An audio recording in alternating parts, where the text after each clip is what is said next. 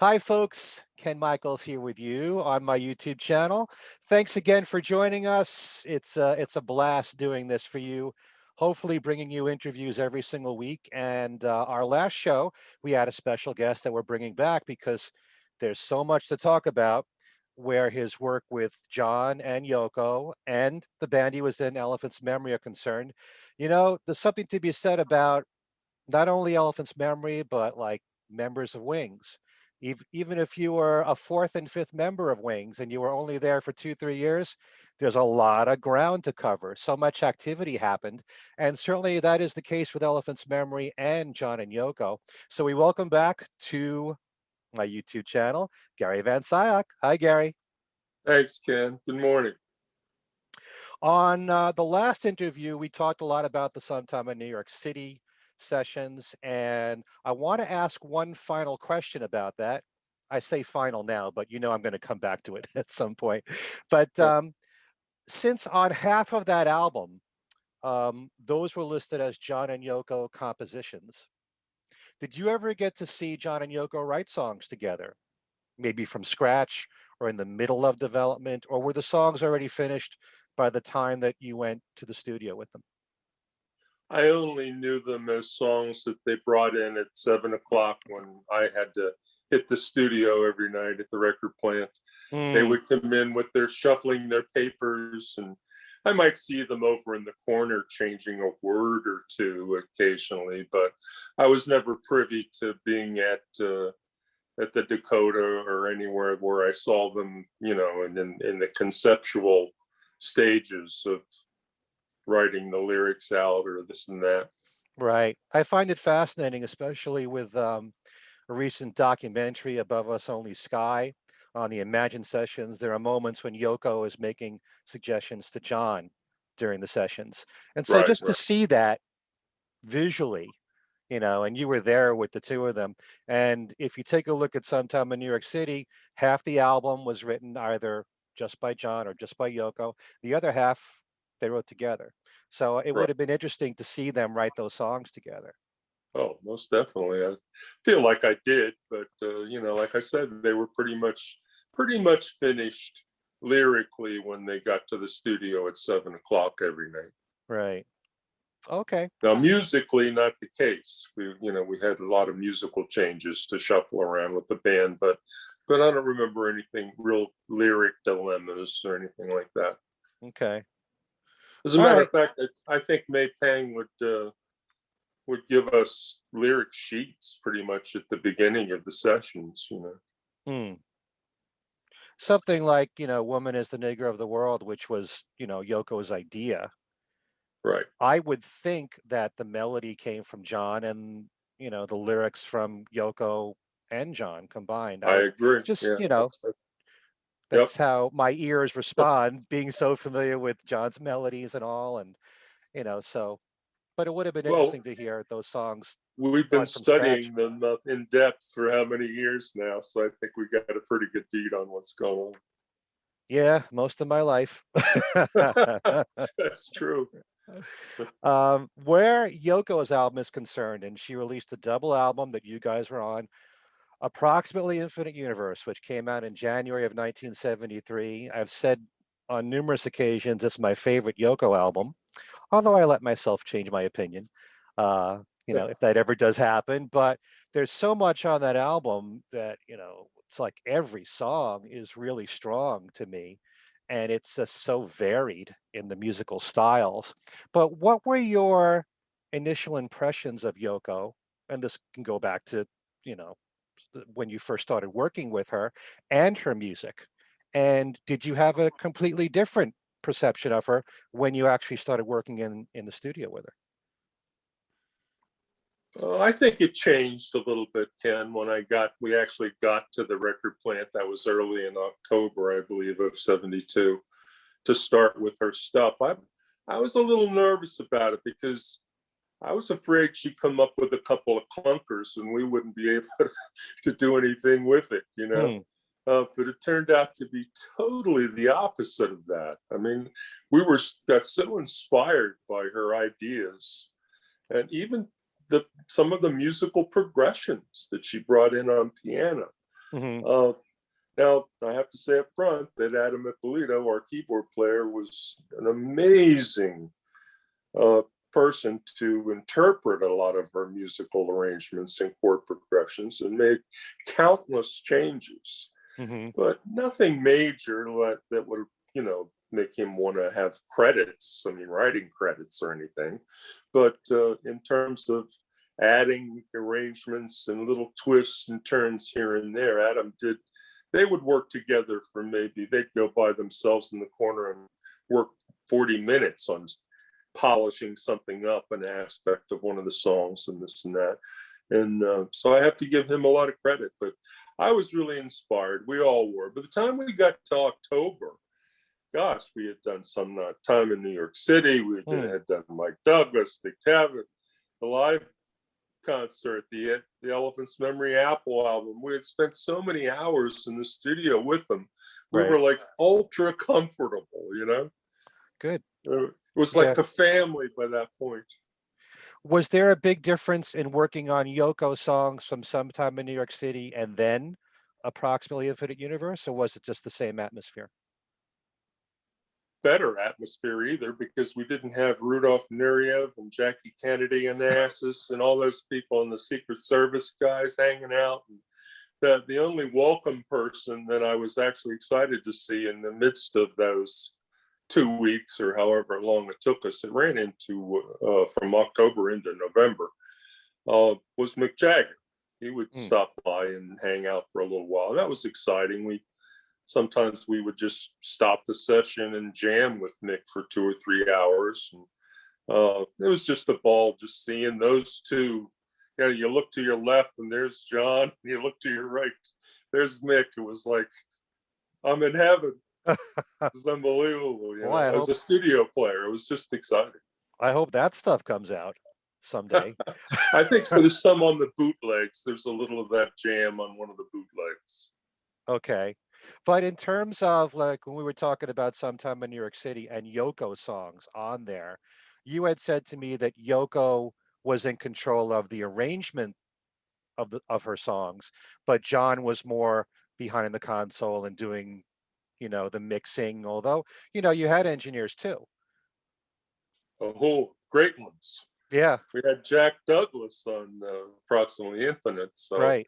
and Roy Cicala, the owner of the record plant, on Sometime in New York City. I mean, they were the two best. And I got to toss Dennis Ferrante's name out there for Approximately Infinite. He was a pisser during the whole time.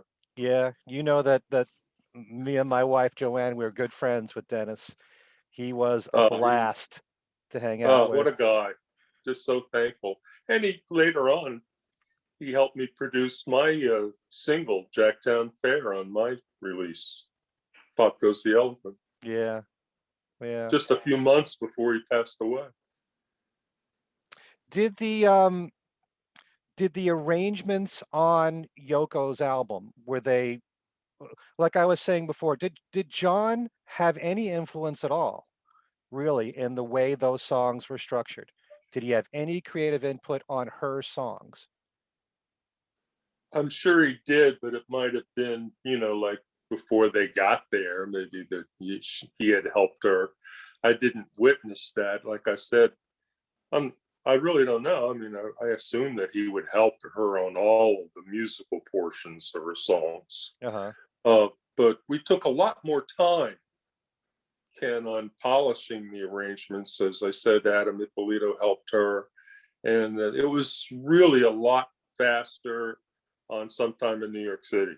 I mean, you didn't really spend a lot of time on anything. It was a record a day. That was it. One song a day, 7 to 7 in the morning. So we were a lot more relaxed atmosphere by the time October rolled around and we were doing hers.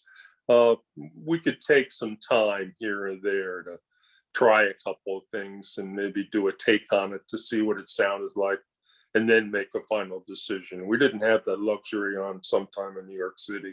One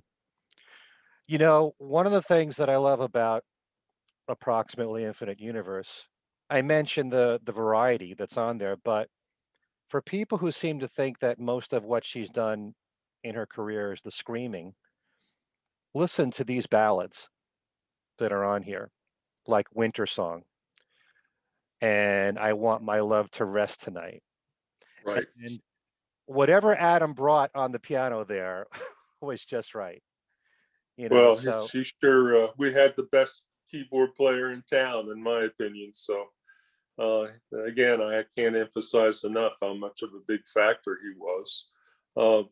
Right in the middle of some Approximately Infinite, we went out to, it was from October to November, but in November, right before Thanksgiving, we went out to LA for a 3-week tour.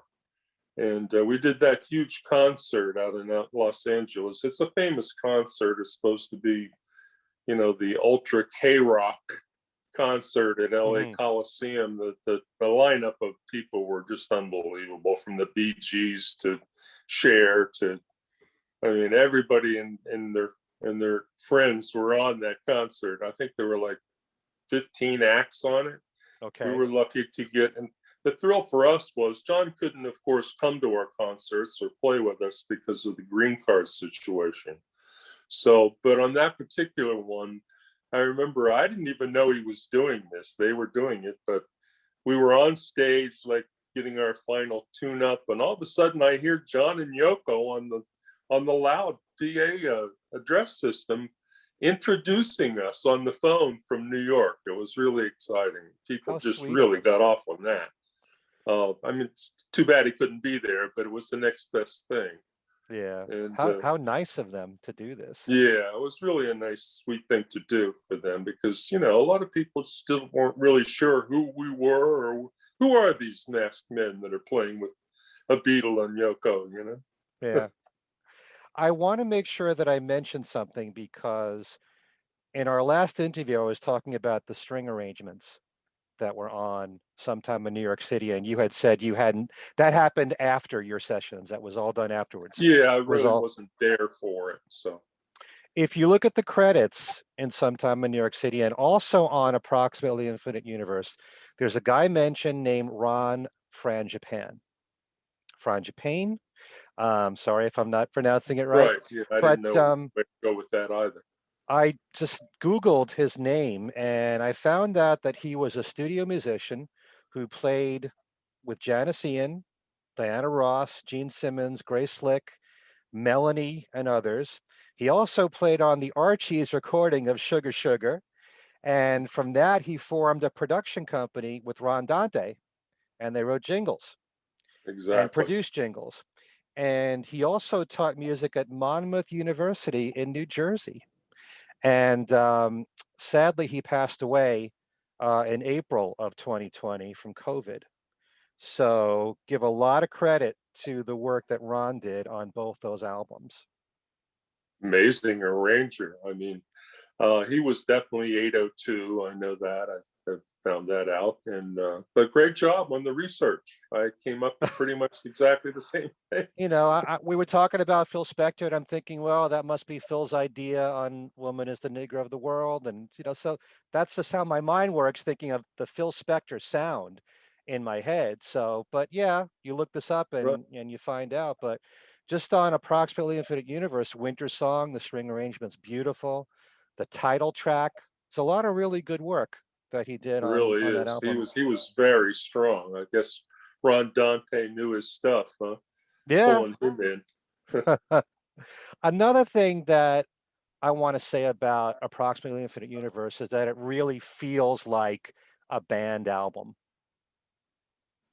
Maybe it's because of all these years of knowing who's on all the solo Beatle albums that I can think, oh, it's session musicians on Mind Games and Walls and Bridges and stuff like that, but it really has this cohesive sound where it's the same guys on every song.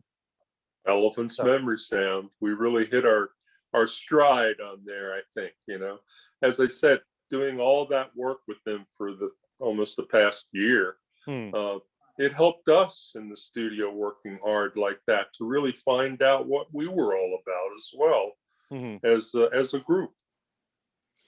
Would you say you were more at ease working on Yoko stuff than John's? most definitely. It was Really? really very, very pressuristic. The Sometime in New York City album with all the stars in and out, and it was just really hard to work. I mean, and there was so much pressure on us. We'd only known them a month. I mean, we really felt like we were trying to prove ourselves, I guess. And by the time we got to Approximate, I mean, it was just very relaxed from the get-go. As soon as we walked in, it was just great. Great working atmosphere. Yeah. I talked about a song with you, which is one of my favorites from Sometime in New York City of Yoko's, and that's Born in a Prison. And we were talking about the real light jazzy feel that song Mhm. has. And when I listened to Yoko's album here, Death of Samantha is in the same vein, don't you Yeah, think? my favorite track Really? personally is Death of Samantha. It was a single also that they released before. I think it was the second single, I guess. And that was released like right after the album was finished, really. Hmm. Death of Samantha was like in February, I think they released that. The first release was Now or Never and Move On Fast. Right.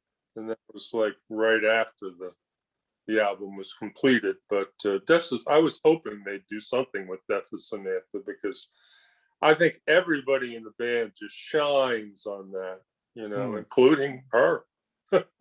Yeah. She has that quality in her voice. It's just that intimate, upfront sound on the Neumann mic. That's just, she was suited for it. It sounded great. And Hmm. Tex Gabriel, what can I say about the solo? Oh, definitely. Yeah. The Oh, band, the band still gives me really, chills to this day when I hear it. Every time I hear it. yeah.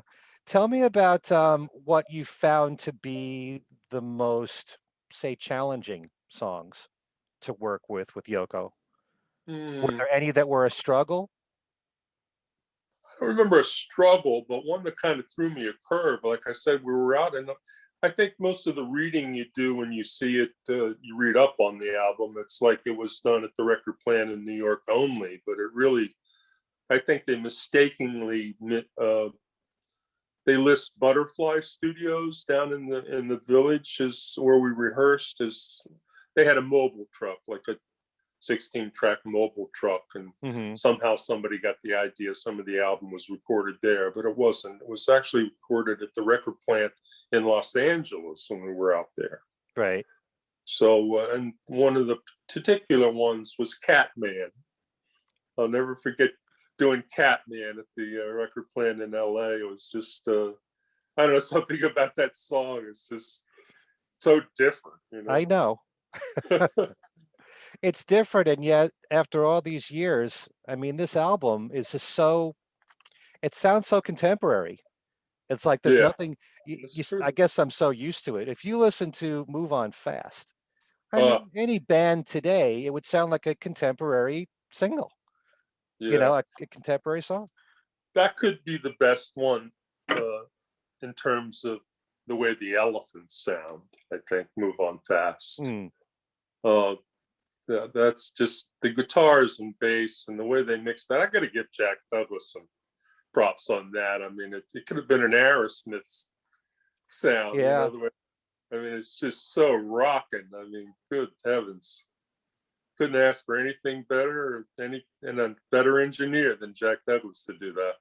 Tell me what it was like to work with him. Did he bring a Oh, lot he of was a ideas to pleasure. the studio? Just a sweetheart. He was so excited to do it. And, he loved us. We got, there was no friction at all.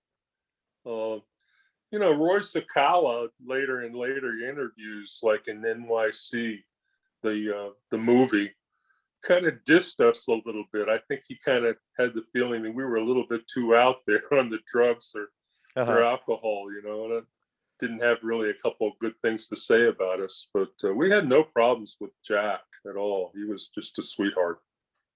Mm.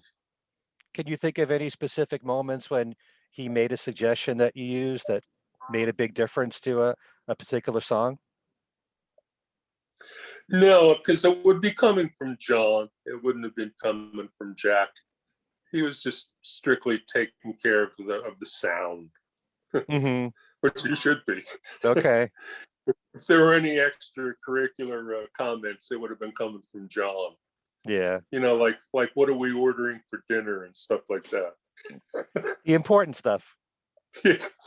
What Japanese restaurant are we ordering from tonight? Hmm. Talk about the other members of Elephant's Memory. Talk about Tex, for one thing, and his contributions to this album. When I listen in particular to Yang Yang, great lead guitar work there. Oh, his chordal ability, like that soul sound, that slippy, slidey stuff. I mean, coming from Detroit Uh-huh. is where he hailed from, and had been in Mitch Ryder's band for a couple years. The Mitch Ryder version of a band that was called just Detroit. It wasn't Detroit it wasn't the Detroit Wheels, was what I'm trying to say. It was just Right. the band Detroit. I think that had just one album, but it was still Johnny B on drums, and an exciting band. I mean, but Tex was smart. He knew he wasn't really going to be getting that much attention out of Detroit playing with Mitch. I know he appreciated it, but he was smart. He moved to New York and started auditioning with a ton of people, just all on his own. And when we heard him, when he came in, all disheveled, he came in with that Les Paul, carrying his own amp. He wouldn't play anyone else's amp. Had to be that Ampeg V22 or he wasn't going to play. Because he had his sound down so well on that amp and that guitar. And I respected him for that. Nobody that ever auditioned, and we went through 40 or 50 guys, nobody ever came in with their own amp. So it was like, little things like that. The detail he had gone through to get his sound. But I later told him, I says, Tex, it's not the guitar or the amp. It's your fingers. Because he could play on anything and sound really, really good. But that was his choice. He loved that amp and guitar. That guitar later made the Bad Company records. He sold that guitar, those pickups, to McRalph's from Bad Company. Oh, wow. So that's, a small detail there. But he was something else. A few moments John ago. loved him. What's that? John loved him. Oh, good. I hope That's so. one of the ones that they hit it off so much. There's a couple of Bob Gruen pictures of them sitting out in the middle of the record plant, cross-legged, like facing each other. They would just do that for an hour and a half. It was like, then is anyone else around? It was just like they just tuned everyone else.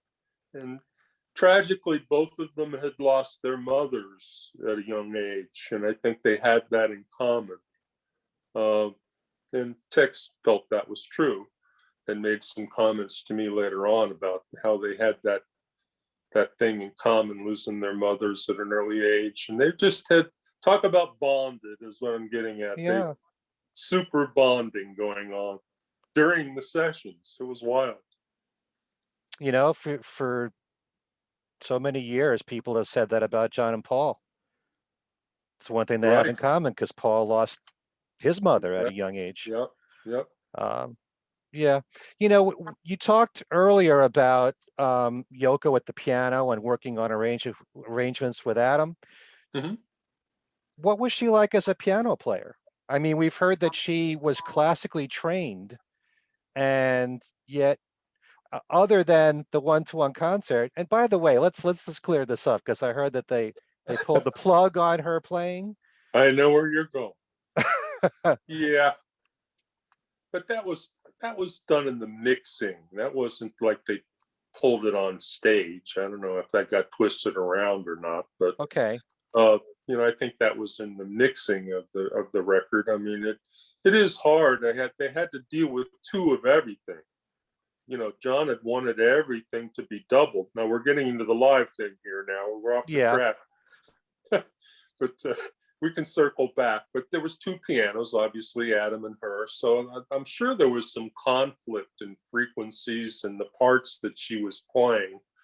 at the Garden. I don't think she was taking herself too seriously at the Garden with her piano parts. So they probably had to nix a lot of that just to get Adam in the right perspective on the track, and panning left, right, whatever, to get the sound right on the live recording. So I wouldn't beat her up too much about that. But later on, as we're probably going to get to later, there was conflict about the video that came out in 1989. That's when the real shit hit the fan, because they weren't showing Adam at all. Okay, we'll get to that. Okay. That was 1986, right? I think. Well, the audio was 86, but I don't think the VHS Okay. until 89. All right. It was a little delayed. Okay. But in the studio. VHS, what's that? Us old timers know. But in the studio, did you see Yoko play the piano a lot? Oh, yeah. I'm sorry. I kind of dodged your original question there. Yeah, sure. She would come in and run down the tune on piano. And I was like, whoa, okay. She could play. Okay. I don't know why that was a surprise, but yeah, well, she could play piano. Could she, elaborate a lot on the piano? Because usually whenever I've seen her play piano or heard anything that's hers, it's strictly chords. Right. Oh, yes. Yeah. Yeah, she would play the chords to the song. I'm sorry. And, I noticed that maybe she would orchestrate her left hand versus her right like a classical player would do it. She wouldn't put the right bass note in the left hand like a rocker would do it. Right. And that's the kind of stuff that Adam would, correct her on or change around. And she definitely had that, the old school, I guess we'd call it classical, but it was kind of a straight approach to the piano.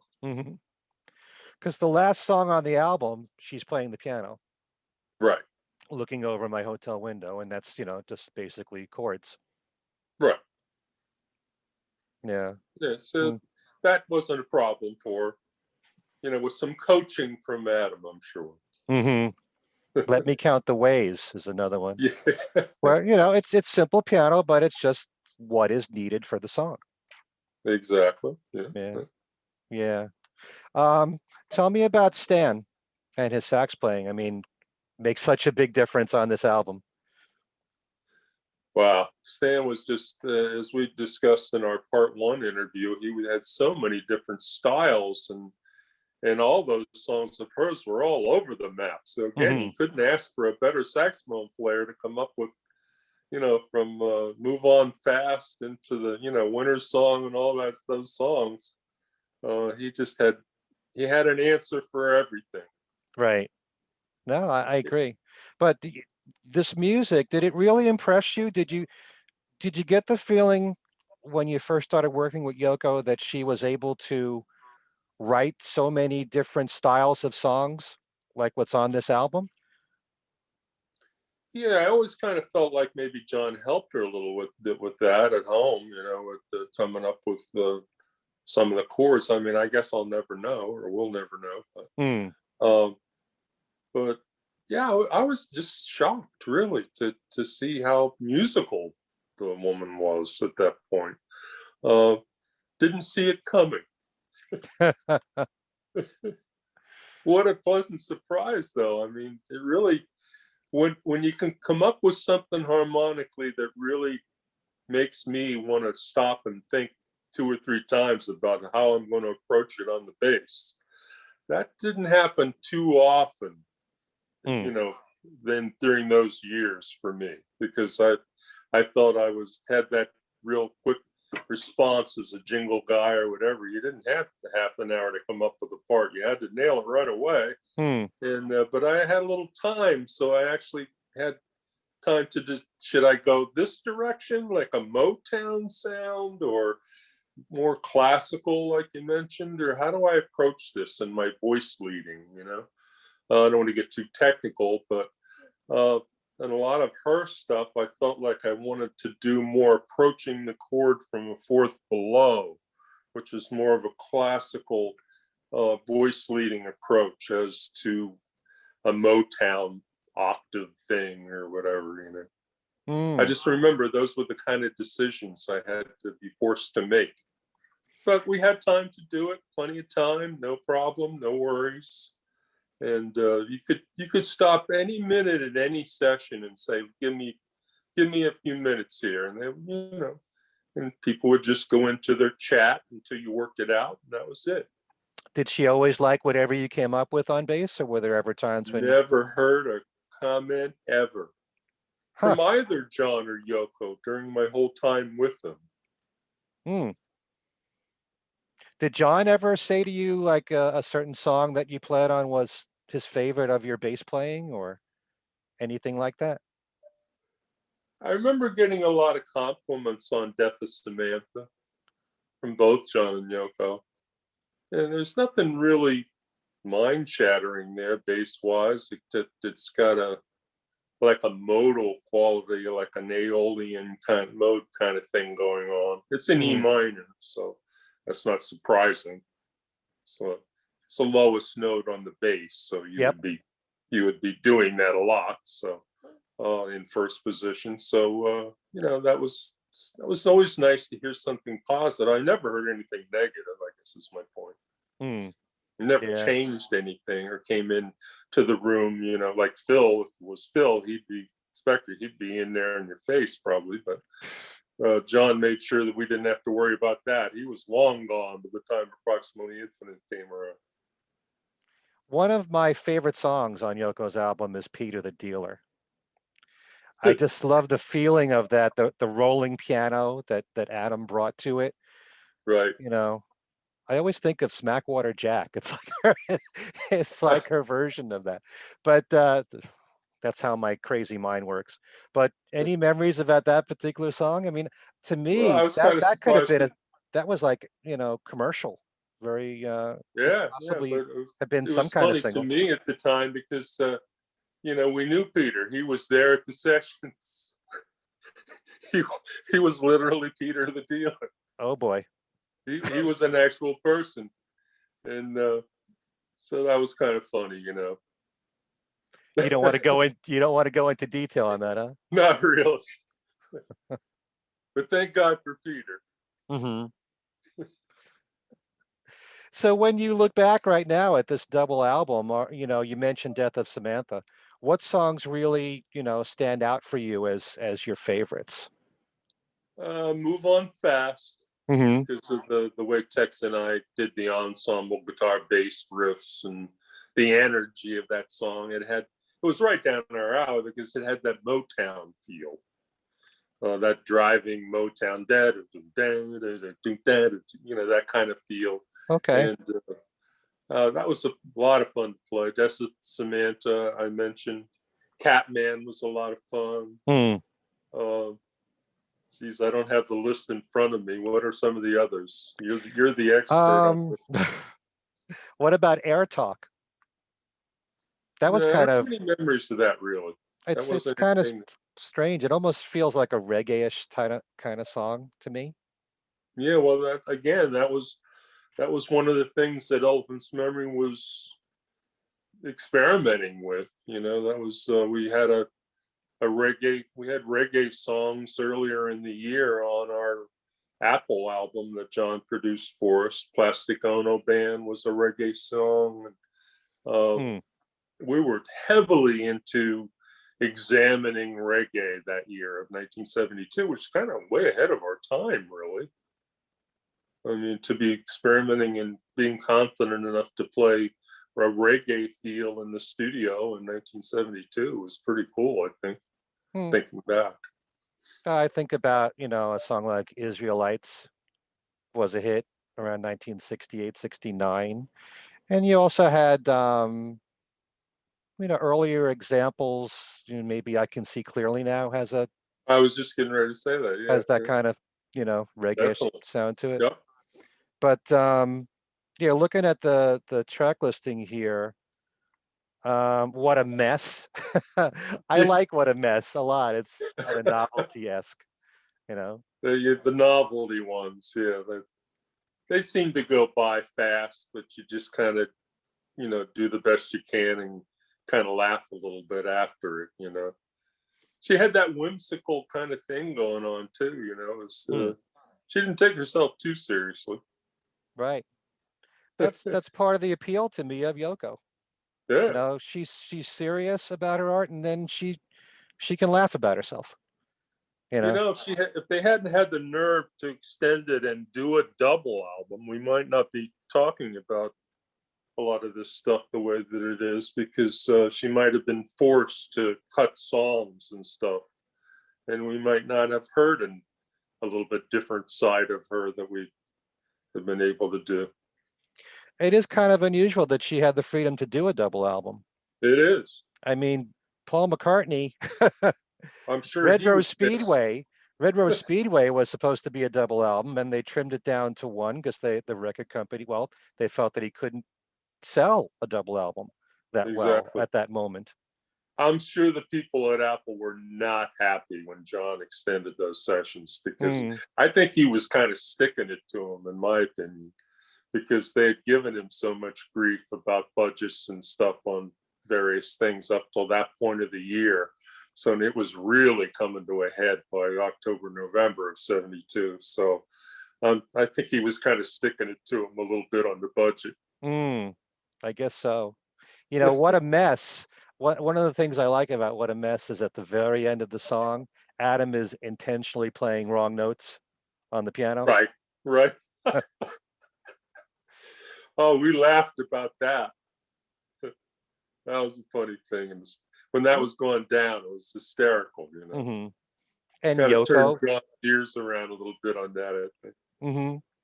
Yoko let it go out that way. So again, yeah. Shows her sense of humor. How about What a Bastard the World Is? The titles alone, right? Yeah, I know. She's I'll tell you, that was toward the end, I think. I'm not, if I can recall. Boy, my memory's getting really shot. But I think that was at the end of I don't think that was LA. I think we were back in New York for that one. And I think the stronger material had probably been already, taken and dealt with by that time. What was it like for the band to back her up on a song like that, where she's going on, you pig, you bastard, you scum of the earth? What were you thinking? I'll tell you, she did not let it. She did not hold back at all. I'll tell you. And the funny thing about is the people in the control room were like freaking out. I remember the assistant engineers or the people that would be hanging out, our entourage. They were like, "You're not really going to leave that on there, are you?" They thought it was a joke, but she was into it.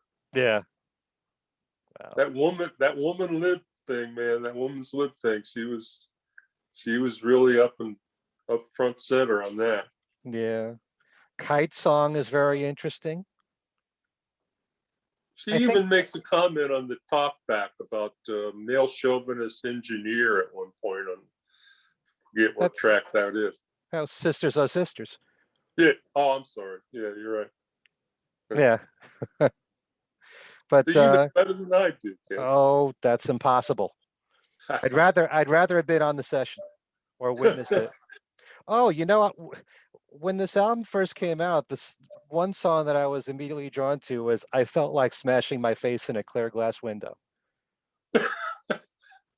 Again, just the titles are just unbelievable. Yeah, I mean, to me, it's a good rocker. Really works with this band arrangement, especially the sax part from Stan. I really cherish this album a lot. And I really appreciate it, Ken. It's nice to hear some kind words about it after all these years. Thank you. Well, especially, I'm maybe too much, a ballad lover. And I've always thought Winter Song is one of the best songs that she ever wrote. Now or Never, right. Those songs when that was done in Los Angeles as well. Like Catman and Winter Song were my two recollections of doing the sessions in LA. Yeah. And that's just the way it came down. I mean, I remember, I think I mentioned him in the initial interview that we did, that Wes Farrell from Pocket Full of Tunes and Partridge Family fame was actually stopped by because he was an LA guy. So I remember him being there with taking over some of those sessions. I think he actually produced it. Really? Yeah. He was there doing a lot of the producing on that. Both Catman and Winter Song. I don't recall seeing his credits, name. obviously. Oh yeah, that's why I'm wondering. Yeah. You know, we do one more interview. We're going to talk about Wes. Okay. You know, I love the songs he wrote in the Partridge Family, Oh, and a lot of people. talented. Yeah, I mean, he co-wrote "Hang On, Sloopy." Right. You know, most of the songs in the Partridge Family were either written by him or Tony Romeo, Right. another songwriter. I was And lucky enough to be signed to Wes. I had, eventually when we did the Elephant's Memory album on Apple, he came forward, and he had dealt with Stan and Rick, the two leaders of the band, previously, but he came to me and asked me if I would like to sign as my publishing agreement with him with my song Wind Ridge, and I was happy. Are you kidding? I mean, nobody ever picked it up, but I thought maybe I'd have a shot with Wes Farrell. He's going to be publisher. So, was there ever a chance that you might have written with him? No. Wes, you talking about? Yeah. No, Yeah. Wes was strictly an LA guy. Okay. Yeah, he never really came to any of our functions in New York, or I don't think he was into the political thing too much either. So, no, that was just something when I was in LA, he asked me if I would like to do that, to sign with him, because Stan and Rick had their own publishing company. So anyway, that's the way I remember it all went down. But so you sign away your rights for 25 years. It's not a hard thing to do. I figured, where else am I going to go? West Sparrow. I mean, geez. Partridge Family was really happening. Yeah, he's one person I've for the longest time would have certainly wanted to interview. Just for his songwriting alone. I love great pop music, and I agree. We have that in common. I totally agree. I'm there with you. Yeah, I mean, the Partridge Family benefited from people like him and Tony Romeo, and he wrote with Wes Farrell wrote with Jerry Goffin for Meet Me Halfway. And there's a name. Paul Anka gave a song to the Partridge Family. Yeah.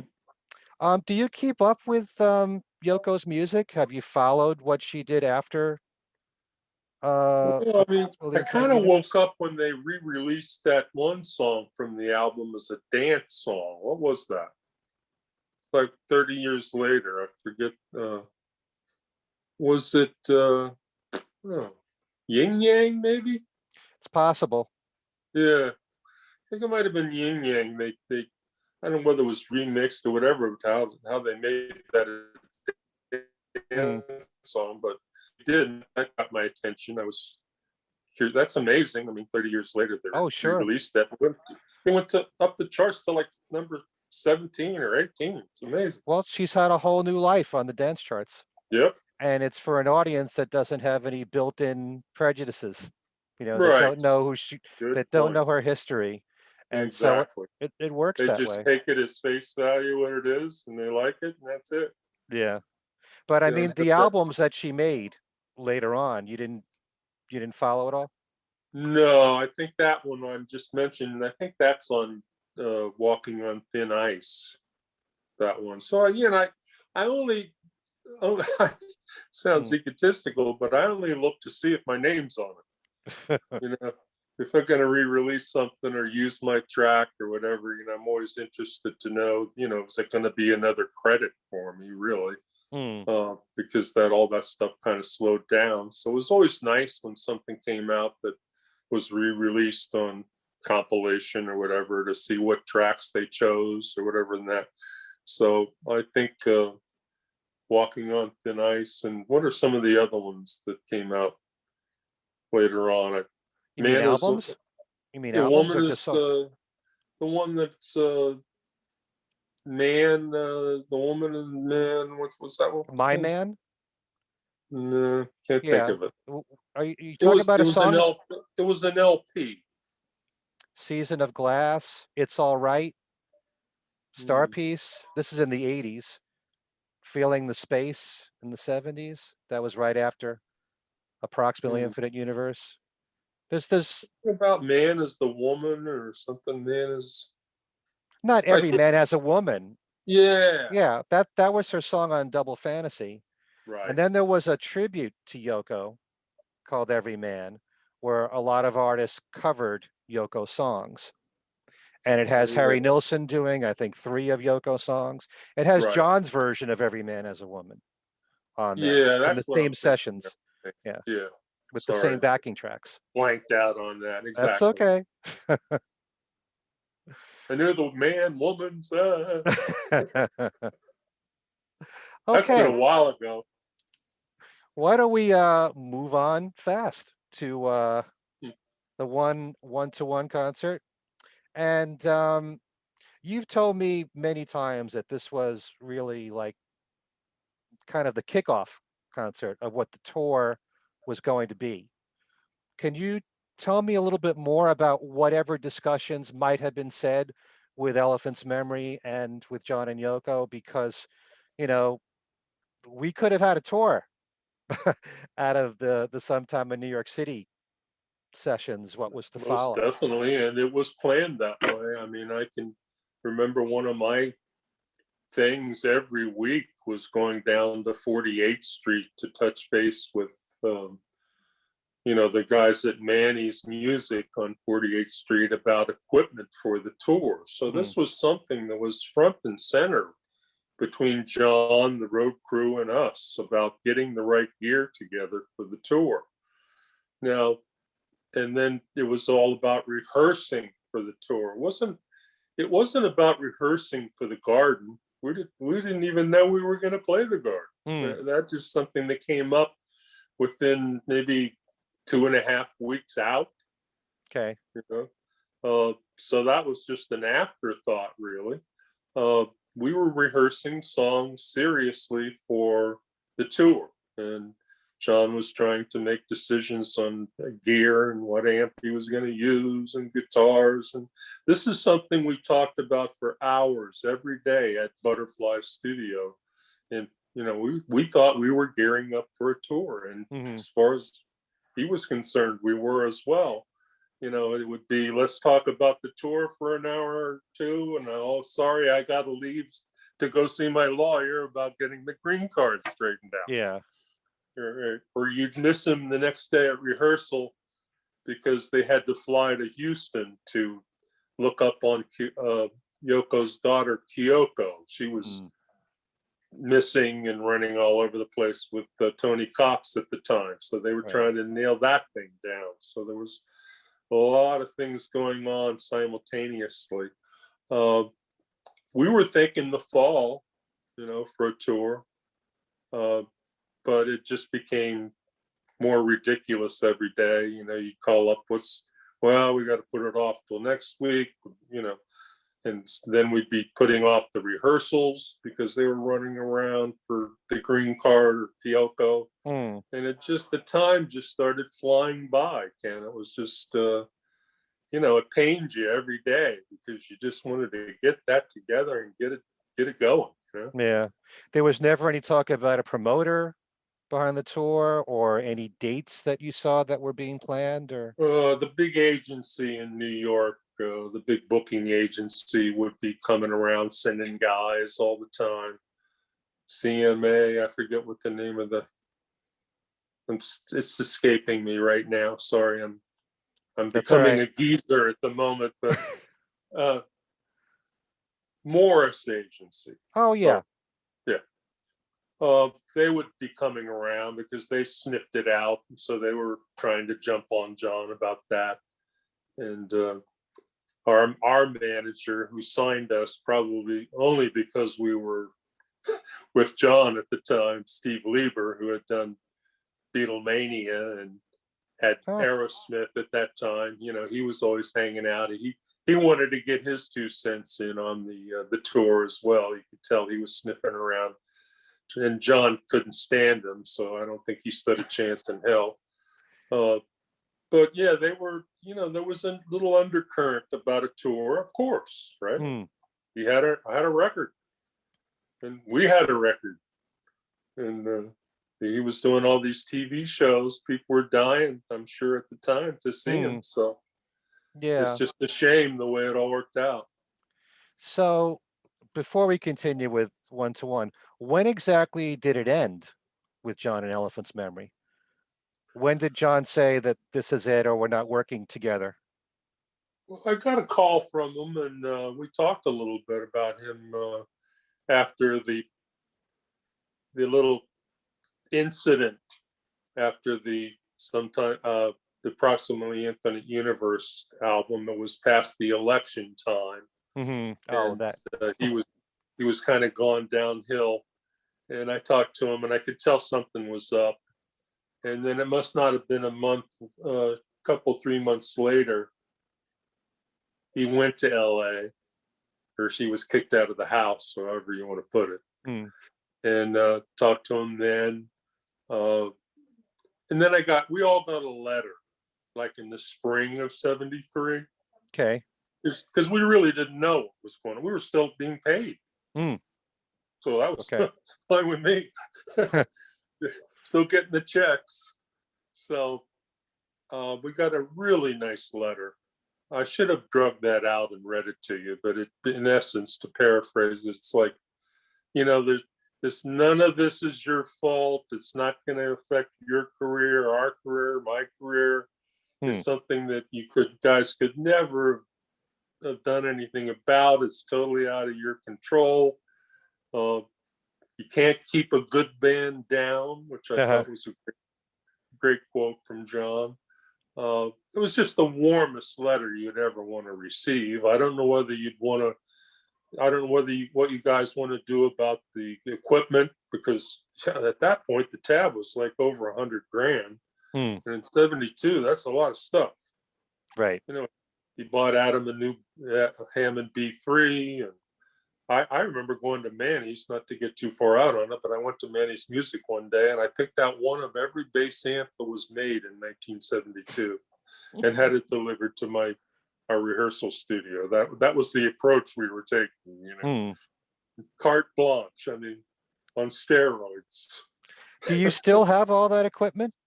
I sold most of it through the years. I have an amazing, and maybe I can show you. Can you see that road case there? Sure. Apple Records. Ono, man. Elephant's Memory. I still have a couple of those around. Which was really nice. It's a shame though that most of the amps. I saw one of those that was in one of those road cases on eBay for $50,000. Oh. So it makes me wish I would have hung on to a lot more of them. A lot of collectors out there want that stuff. Did John ever explain to you why the parting of the ways? Was it mainly because of, you know, the political nature of Sometime in New York City and being hounded by Nixon's people and the FBI, and he just wanted to make a break from that? Because Mind Games, that album was like a return to like an Imagine album. It was the same kind of album, you know, going back to what you would expect probably from John. I'm sorry, which one? The Mind Games album, which is the one after Sometime in New York City, was closer to what Imagine was, something closer to that, and not nearly as political, I mean, bring on the Lucy, maybe. But it was nothing like Sometime in New York City with writing about political figures of the time. And the Nixon administration, as we all know, was afraid of John, that he might influence the young vote. And so, maybe to get the FBI off his back and Nixon's people, maybe he felt he needed a clean break from Elephant's memory. That's an interesting point. I never thought of it that way, but maybe he did, just not even realizing it. It was such a downer for him. The other experience and the way we were being followed, and I probably said in other interviews, excuse me, that there would be FBI guys outside of my door almost every day. All of us were being followed. Yeah. Bob Gruen, the photographer, had a couple of people following him for a couple of months. He referred to them with their fedora hats and the typical looking FBI guys. You could spot them from a mile away. Right. But I would doubt that there was some thoughts to that, choosing the material for Mind Games, because it didn't work. Plus, it did good. Sometime in New York City was, I hate to say this as much as I love the album, but it was his least successful of all of his albums. And I'm sure that probably affected him. And as I mentioned previously, and I hadn't realized this until it was in, I guess, Lennon NYC, was it? That he was really affected by the poor reviews that the one-to-one concert got. Oh, So, that really killed him. Yeah. He was in a real spiral for that. I think the only thing that pulled him out of that is we did the band did the telethon, Jerry Lewis telethon, a few days later, and that went pretty well. I think you got some good mention about that, so that kind of smoothed it over a little bit, maybe. But my question then would be, you shouldn't take it out on the band for the lack of the success that he was having.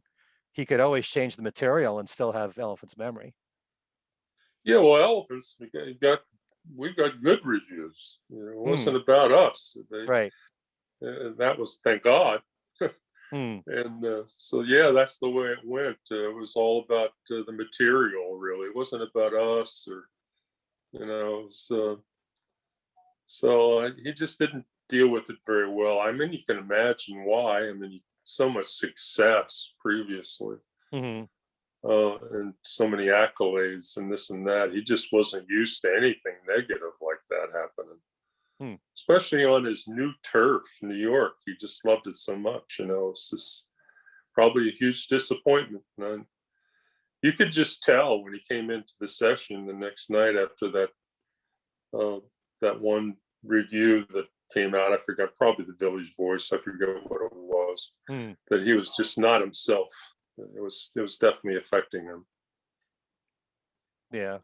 And it's also interesting that that Yoko as well chose to go with studio musicians, just like John did, right after Elephant's Memory. Right. I think she used text on something. I forget what that was afterwards. Feeling the Space. Yes. Yeah. So no other elephants were used. I think I don't know. I can't answer. I really don't know why that was.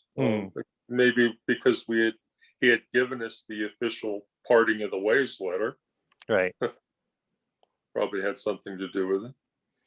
Okay. So going back to the one-to-one concert, for the rest of the show, for all the other artists that performed, did you watch that, or were you backstage?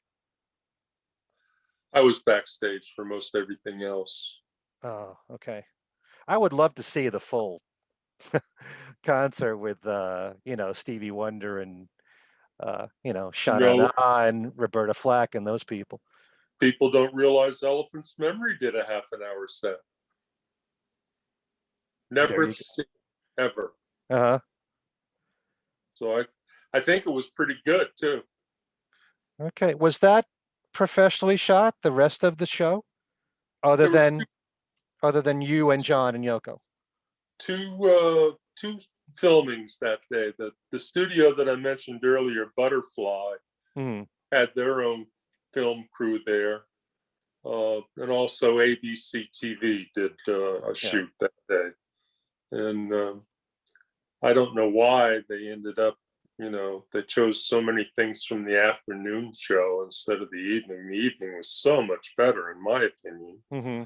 But most of that afternoon stuff was what ended up on being put out. So I really don't understand that. But I don't think it had anything to do with technical stuff, because I never heard anything about that. It was quite, I forget how many years would that have been before the live record really came out. It was a long time. Well, I mean, the concert was 72 and the album Yeah, came out in it's 86.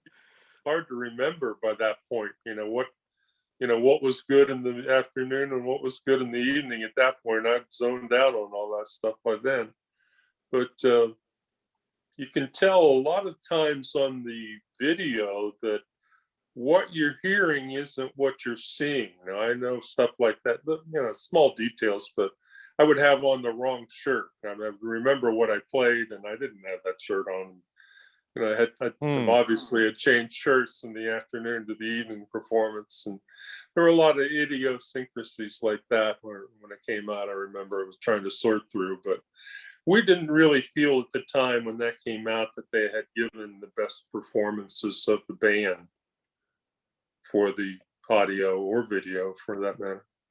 But I agree with you. The evening show, from what I heard, is much better than the afternoon Okay. show. But was John was John pleased with the performance of both shows? Yeah, he was very pleased with it. He came into the dressing room that night, and kind of his version. He'd come over and like pat you on the back a little bit, and it was very positive, Ken. Very positive. Because I always remember, the afternoon show after you did Instant Karma, and John says, "We'll get it right next time." So Right, because he maybe, thought that was the rehearsal. but it still was a concert. Exactly, but in his eyes, the whole day really was a rehearsal. People don't realize it wasn't about that day, it was about the tour. Mm-hmm. So he was just thinking about, instead of rehearsing at the Fillmore, here's an opportunity to go on in front of people and run the set for the tour. Right. And let's see how it goes. So if he thought that was the final end all performance, he wouldn't have been making comments like that. We were still changing endings in the dressing room before we went out and stuff.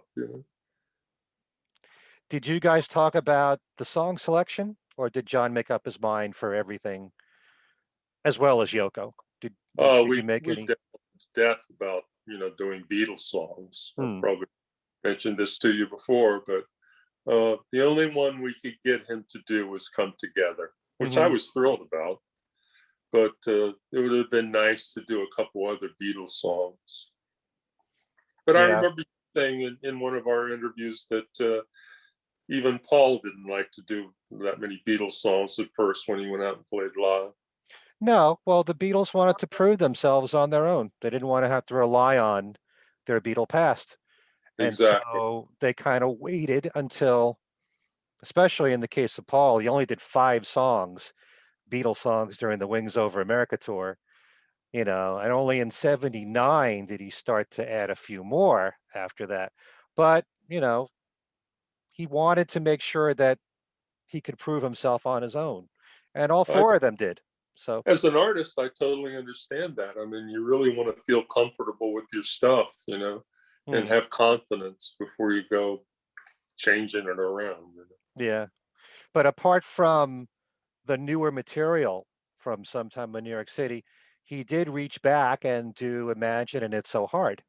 So, Exactly. he did choose material from the Imagine album and Mother from Plastic Ono Band and Well, Well, Well. So it wasn't just the new album. So, Right. you know, But it wasn't Beatles stuff. It was right. solo career stuff. Yeah. But I love the fact that it wasn't, like I said, just the new stuff.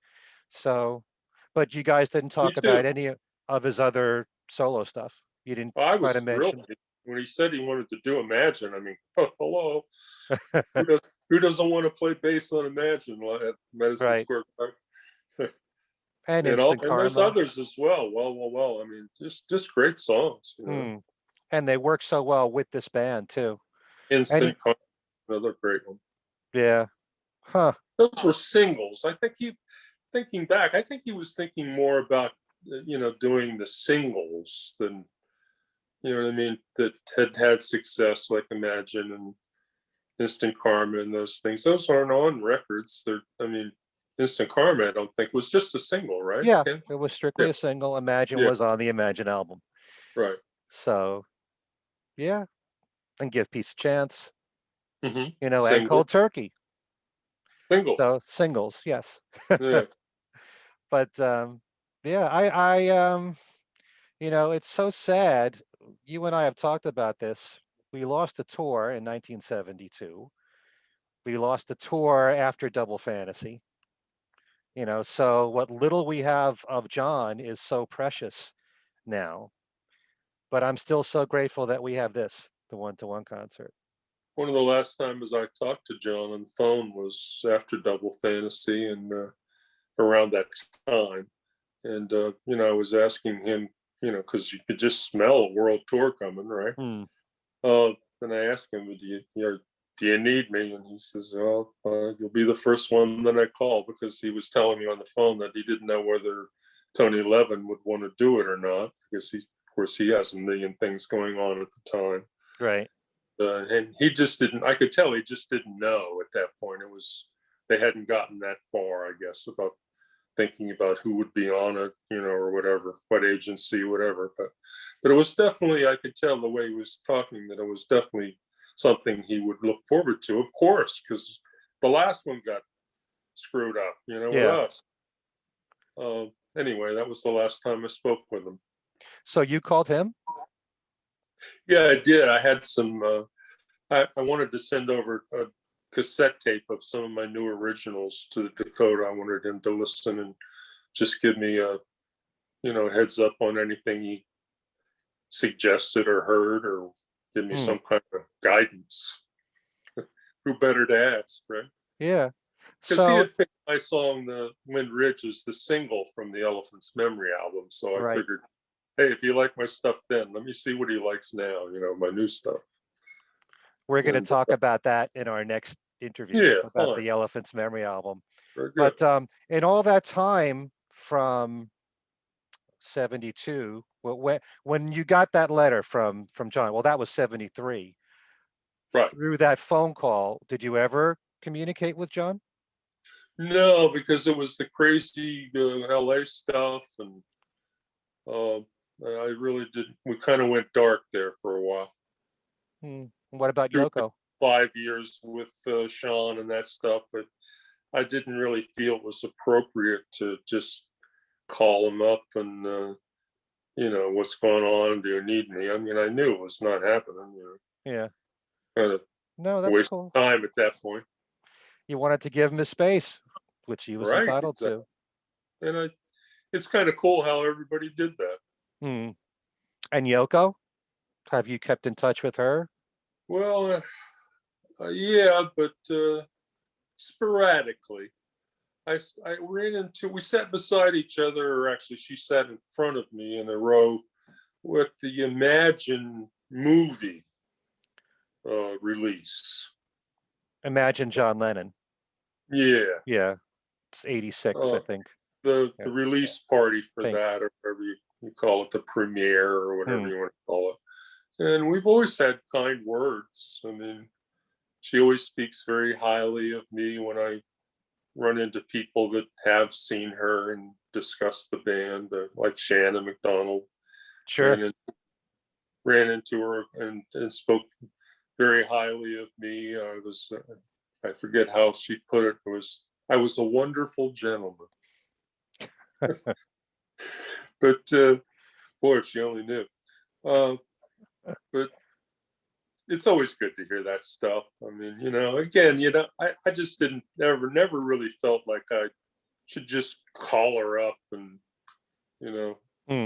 shoot the shit for an hour or anything. It was never really like that. But I'm glad that we didn't have any residual tension, because Yoko and I went at it a couple times. I don't know whether I've ever mentioned this in any interviews or not, but we were playing a live show with her at Town Hall in New York. It's like a 5,000-6,000 seater small thing. Okay. And that would be promoting approximately Infinite. So I'm not, what that might have been December, January of 73, maybe around that time. And so anyway, she had those approximately Infinite Universe t-shirts made up. So, and she wanted the band to wear them on stage during the performance.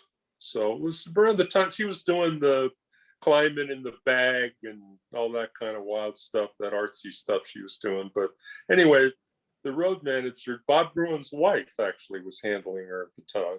Yeah. Her assistant, and came back and threw t-shirts at us. So I didn't think anything about it. Hell, I'll wear it. So when I went to put it on, it was an extra small. And I'm 6'2" and I weigh 230 pounds. So it came up about 2 inches above my navel. Okay. So I sent word back through Nadia, her assistant, that I'm not wearing this friggin' thing. Forget it. And boy, she got angry. And she forced the issue. She really wanted me to wear that shirt. So I did it for her, because I realized when you had the bass on, you really couldn't see my belly button. Right. You couldn't just ask for a large? They didn't have any others. That was it. Oh, okay. You'd had how they'd run like a dozen just for a special event or something or whatever, but she didn't have like boxes and boxes of them. So I had to wear that extra small t-shirt. Little things like that, the behind the scenes stuff, Yeah. Previously to that, I never thought I'd have a crossword or get pissed off about Yoko in any way, but I was over it the next day. Have you stayed in touch with Jack Douglas? Oh yeah, see Jack, yeah, and talked to him. I think I mentioned I saw him at the premiere for LNNYC, but I kept in touch with him on Facebook a little bit. Yeah, because I spoke to him a couple of years ago. I did an interview, which is on my website, in Strawberry Fields, as a matter of fact, which is kind of cool. Right. Just an audio interview. And I asked him about the one-to-one concert and what's going on with that. And he said that they're working on it. There's a problem with the video, but he wouldn't elaborate on that. But I know. He's a little closed-mouthed about it, but I guess he's just out of respect for Yoko. He doesn't want to go blabbing all of her business around. But it's funny, Jack. We were talking about Dennis Ferrante earlier. Jack and Dennis were in the same band in their younger years up in New York State, up in there somewhere around Nyack area, I guess. Boy, if you Swamp Seeds, wasn't it, or something like that? Sounds familiar. Dennis is one of the most outspoken people I've ever met in my life. He'll tell you exactly how he feels about everything. He doesn't hold back a word. No filter there. Like the night he told Yoko to fuck off in the studio. Have you ever heard that story? Yeah, that was during the Imagine right. sessions, right? One of my favorite Dennis stories, and the way he tells it, I wouldn't even begin to tell it to get anywhere near as humorous as he did. But that was always one of my favorite Dennis stories, is him pointing his finger at Yoko, and he went into the control room after that whole thing went down. They had been listening to the whole thing go down in the control room, and John heard the whole thing. So Dennis goes in, and he thought he was going to get fired over it, and John comes over and puts his hand on Dennis's back and says, "Anybody that can tell my old lady to fuck off is okay with me." But then he said, then he told Dennis, but don't do that again. Right. Yeah. Now the story, you have it. That's it. the story is, as I remember it, was that Yoko was having trouble in the voice booth keeping her headphones on, and Dennis just wanted to help her adjust the headphones. And then, Yoko mouthed off to Dennis, and Dennis did the same thing back. So, With the way he started out with the straight finger, and then as he realized what he said, is like when he told the story, he'd like curl his finger back. Like that was going to help. All right. So great stuff. Thank you, Ken. That's a feel-good thing when I can tell stories like that. That's makes me feel I miss Dennis so much. Oh God, man. When I did my show in New Jersey on WDHA, where you were a guest in the 80s, the very last show that I did, although I didn't know it would be my last show, was with Dennis and May Pang together. Oh, me too. I didn't realize that. Yeah, there's a photo. Actually, yeah, it's from WDHA. It's on my website with the two of them together with me. Yeah, September of 1993. That was. Dennis and I went dark for many years, and it was when in NYC, the movie, they had that RockCon thing. Yep. And that's the first time I ran into Dennis in a long, long time. Dennis and May and Shannon and a lot of Apple people were all in the same suite at RockCon, and that was just so great to get back in touch with Dennis. And we ended up starting to play again at that point, and got a little band together with Jimmy Mack. Right. Yeah, and I guess it was the last concert he was ever involved with at the Cutting Room. Right. That was the last one with Dennis? To be, and an honor to get that together. By the way, we called ourselves the Renegades, Jimmy Mack and myself and Steve Holly. What a great lineup. And Dennis could sing really well. Oh my God, he was great. Now he loved a lot of the R&B stuff. Problems by then, and it wasn't 100%. And I thought he still did a great job. Shannon was also there and played a little. Yeah. Shannon Mcdonald. I know Dennis loved R&B from the 60s, and anytime I hear In the Midnight Hour, I think of Dennis. Didn't you guys play that one? You must. I don't think we did it that night, but probably because we had played it so much at all the little parties and stuff, we were sick of it. Yeah. But that was one of his signatures, as well as Mustang Sally. Yes, that one too, right. I just want to mention, since you brought up Shannon Mcdonald, who maybe some people may not know about her, she is one of the greatest artists out there in the Beatle world, and just in general. She's done a lot of artwork where she's put the Beatles images on T-shirts, mugs, backpacks, you name it. And she does that for other artists too. And Elvis Presley. Long before the Beatles stuff. So like the Rocky stuff and Elvis stamps for the government. I mean, she goes way, way back. Her career has just been unsurpassed. Yeah. In fact, she designed, she did paintings for the Hard Day's Night Hotel. Exactly. And we were over there and saw a lot of them. She gave us a personal tour of a lot of the rooms in the hotel that had, each room had one of her paintings, and it was just phenomenal. Yeah, you should check out. She's got a website. I think it's the Shannon Gallery. .com, and see her artwork, because she's really amazing. And she plays bass. So she's been and guitar. So she's been in bands with Gary and with Dennis. Really a tremendous talent. She's a sweetheart. We love her dearly. Yeah. I wanted to make sure before we go here, I know for a while you were giving bass guitar lessons. Are you still doing that?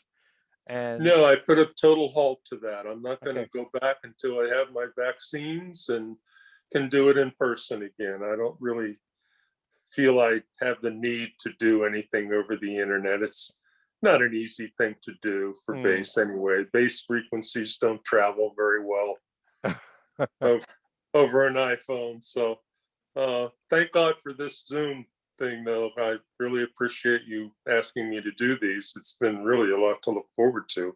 It's so dead around here anymore. Well, as soon as you're back in business, you let me know, and I'll let I everybody know they appreciate can that. learn the bass from you. I have several students that are waiting in the wings and anxious to go. I just have to, hopefully we'll have these vaccines soon. I'm just waiting with bated breath. But you're too young. You got to wait a while. I'm anxious to get it, Ken, because this staying at home stuff, not Oh, having any gigs is just killing us, you know. I know. I know. So many of my friends are doing the virtual thing and trying to get tips online and I have no problem with it. I think yeah, it's great. yeah. You know? I just don't personally feel like that's for me. Hmm. Okay. Well, hopefully But thanks for we'll, mentioning it. If I had a blog, I'd blog. yeah, you just let me know and I'll say it in Oh, all my channels. okay. So when we come back, we'll do one more interview and we'll talk about the Elephant's Memory album and the TV appearances. If you're not sick of me yet, we'll give it a Oh, go. I thought you'd be sick of me. Never. You're the best, man. Okay. Thanks so much, Gary, and to everybody watching this. And if you can, please subscribe to my YouTube channel and spread the word about this. I'm trying to get as many people on here that have worked with the Beatles, authors on Beatle books and solo Beatle books. For the most part, that's what's here on my YouTube channel. Thanks again for watching, everybody, and we'll see you next time. Thank you, Ken. Fade to black.